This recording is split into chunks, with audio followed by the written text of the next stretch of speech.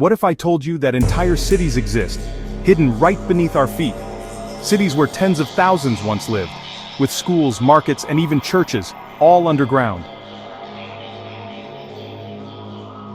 Today we uncover the secrets of the strangest underground cities ever built, and the reasons will shock you. Our journey begins in Cappadocia, Turkey, a region that looks like it was plucked from a fantasy novel. The landscape is dominated by surreal rock formations known as fairy chimneys. These towering cones were sculpted over millions of years, as wind and water eroded the soft volcanic tuff deposited by ancient eruptions. For centuries, people carved their homes, churches, and monasteries directly into these pliable stone pillars. But the most astonishing secret of Cappadocia isn't what's visible on the surface. It's what lies hidden deep beneath it, entire cities carved out of the earth. This unassuming stone doorway is the entrance to Derinkuyu, the deepest excavated underground city in the region. It's one of nearly 200 subterranean complexes discovered in Cappadocia, but its sheer scale is breathtaking. The city was lost to time until 1963, when a local resident renovating his home knocked down a wall and discovered a mysterious room behind it. This accidental discovery led to the unearthing of a sprawling, multi-level metropolis that plunges more than 85 meters, or nearly 280 feet, into the earth. Descending inside, you're immediately enveloped by a network of narrow, hand-carved tunnels. These passages were intentionally kept tight, forcing any potential invaders to proceed in single file, creating a strategic bottleneck. But the city's primary defense was even more formidable: massive, circular stone doors, weighing up to half a ton each. These could be rolled into place from the inside, sealing off corridors completely. A small hole in the center allowed defenders to see and attack their enemies, while the doors themselves were impossible to move from the outside. The tunnels open into enormous chambers that served every function of a thriving city. Archaeologists estimate that this vast complex could house up to 20,000 people, along with their livestock and food supplies for months at a time. There are distinct areas for living quarters, but also vast communal rooms, stables for animals on the upper levels to minimize odor, and cellars for storage. This wasn't just a temporary shelter, it was a fully functioning, self-sufficient society designed for long-term survival. Communal kitchens with ceilings still blackened by centuries of soot show where residents prepared their meals. The city also contained dedicated facilities for producing essentials. Wine and oil presses carved directly into the floor, along with extensive storage rooms or larders, demonstrate a sophisticated understanding of resource management. This allowed the inhabitants to maintain a semblance of normal daily life, even while hidden from the world above. But life here wasn't just about survival, it was also about faith. The inhabitants carved out spaces for worship, including a spacious church with a cruciform layout and a barrel-vaulted ceiling. It's believed these cities were expanded and used extensively by early Christians, who sought refuge from persecution by various ruling empires. On the second level, there was even a missionary school, complete with study rooms.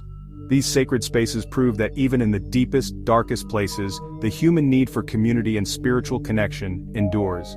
The city is a true labyrinth, a complex web of at least 18 levels of tunnels and chambers, though only the top 8 are currently accessible to the public. Each level could be sealed off from the one above and below it using the same massive stone doors, creating a layered defense system. If invaders managed to breach one level, the inhabitants could retreat deeper and seal the way behind them, turning the city into an inescapable trap for their enemies. Perhaps the most ingenious feature of Derinkuyu is its life support system. A remarkable network of over 15,000 ventilation shafts, some plunging over 55 meters deep, channeled fresh air to even the lowest levels of the city. These shafts also served as a primitive communication system. Crucially, the city was also supplied with fresh water from an underground river, accessed via wells that were not connected to the surface. This prevented enemies from poisoning the water supply, ensuring the city's long-term viability as a sanctuary hidden from a hostile world.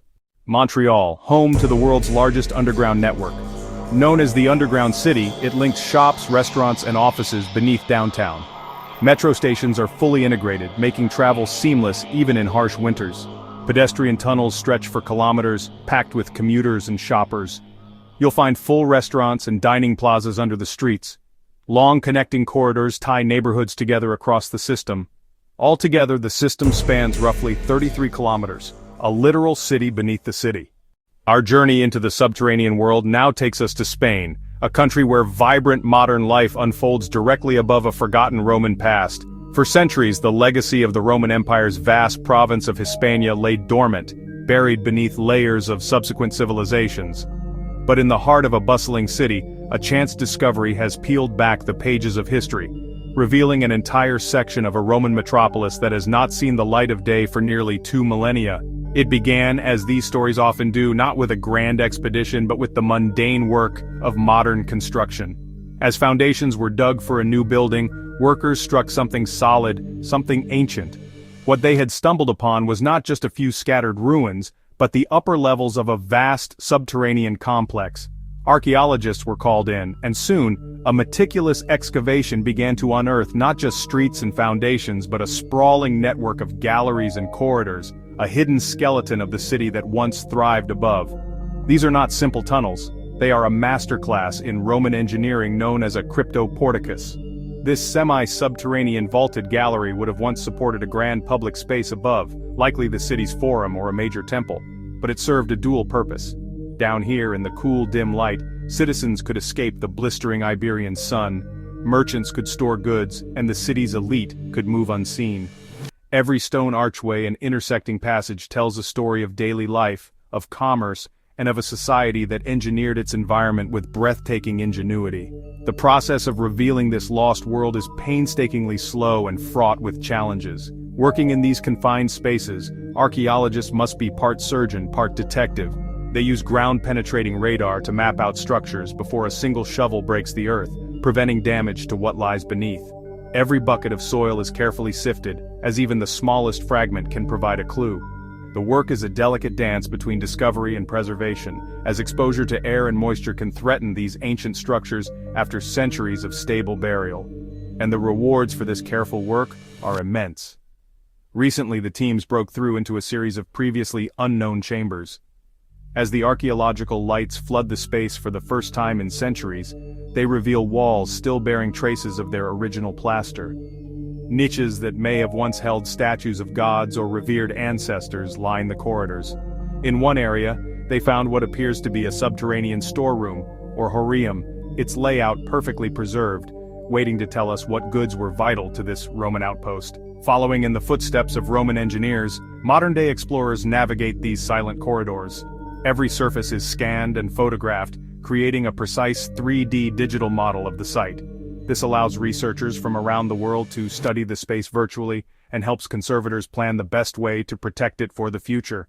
They document the tool marks left by the original builders, the subtle inclines designed for drainage, and the robust construction that has allowed these passages to survive earthquakes, wars, and the weight of the city above.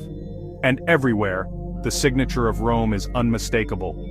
The perfect curve of a barrel vault, the base of a column that once reached for the sky, and fragments of intricate mosaics, their vibrant colors hinting at the wealth and artistry of the city. These discoveries are rewriting our understanding of urban life in Roman Hispania. But the greatest secret may be the true extent of this underground network. The current excavation covers only a fraction of what is believed to exist. What other forums, temples, and hidden passageways are still waiting, silent and patient, beneath the streets of modern Spain? Kosice, Slovakia, home to medieval underground tunnels. Stone archways mark entrances to a hidden network beneath the city. These narrow passageways reveal centuries-old stone craftsmanship. Large chambers once sheltered townspeople during sieges and outbreaks. During wartime, locals hid here from bombs and invaders. The tunnels interconnect across blocks, forming a secret urban maze. Today, well-preserved chambers give us a glimpse of medieval life. Our final destination takes us beneath the bustling streets of one of the world's most populous cities. We're heading to Beijing, China, to uncover a colossal secret hidden just below the surface. A sprawling underground city known as Dixiacheng. Built during the height of the Cold War in the 1970s, this subterranean metropolis was born from fear and designed for survival. As tensions flared between China and the Soviet Union, Chairman Mao Zedong ordered the construction of a massive network of fallout shelters, a second city that could protect Beijing's population from a nuclear attack. The project was shrouded in secrecy, with its construction carried out by over 300,000 local citizens, including young students, digging by hand with simple tools. The result was a network of tunnels so vast and well hidden that many of its entrances are practically invisible today. They were cleverly disguised behind unassuming storefronts within the basements of apartment blocks and integrated into the city's public subway stations. To the millions walking above, the world below was a complete mystery, a silent guardian waiting for a catastrophe that, thankfully, never came. Once you descend into this hidden realm, the sheer scale is staggering. The complex is rumored to cover an area of over 85 square kilometers, a labyrinth of tunnels connecting key governmental and cultural sites across the city center, from Tiananmen Square to the Forbidden City. Inside, vast, dimly lit corridors stretch into the darkness, designed to house and move up to 6 million people for extended periods. The air is cool and still, a stark contrast to the vibrant city above. These passages were the arteries of a city built for a worst-case scenario, a place where an entire society was meant to retreat and endure. This was no mere collection of tunnels, it was a fully functioning city. The planners thought of everything. There were designated living quarters, schools for children, and even rudimentary hospitals and medical bays to care for the sick and injured. Institutional spaces were laid out for an organized, almost military-style life underground. The entire complex was designed to be self-sufficient, featuring its own ventilation systems, hundreds of wells for fresh water, and even mushroom cultivation farms to provide a food source in the absence of sunlight.